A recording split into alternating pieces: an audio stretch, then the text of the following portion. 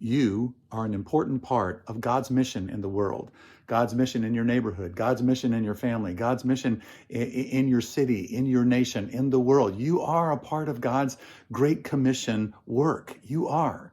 But the problem, I think, for a lot of us is that we don't see ourselves as necessarily a part of that. But understand this, that people come to Christ, come to faith in Christ over a period of time. And it's a process. And there are people that just are part of that sowing kind of process that helps to till the soil, helps to plant the seed, helps to water it, so that then actually at some point in time, there's something that germinates there and there's something that grows that is life. And that's you. So how does that happen? Well, there's a lot of different ways that this happens, but I think that it's important for us to, as a friend of mine used to say, tend the garden, tend the garden. That is that there are people, all kinds of people that God has already placed in your life. There are all kinds of people that God has placed you in their life strategically, and that there are certain investments that need to be made into them each time. There are investments of kindness and care. What does that do? Well, for one, it redefines for them what it means to be a Christ follower.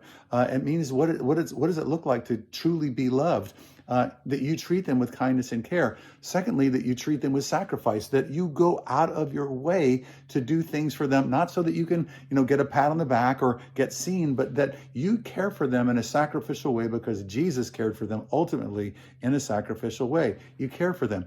You pray for them, that you spend time praying for them and looking, and praying that God would open up their heart, to pray that the situations and circumstances would coalesce so that there would be receptivity and that there would be witness so that they can hear and be receptive at the same time. You pray. And thirdly, that you look for an opportunity to have spiritual conversations with them, that you share your story, that you share the gospel, that you look for opportunities, because people, all the time. I mean, I was telling you about that at Christmas time when there was a woman at In-N-Out, and she was really mad, and just like, I just thought, I don't want to have anything to do with this woman. And in the end, she ended up asking me to pray for her.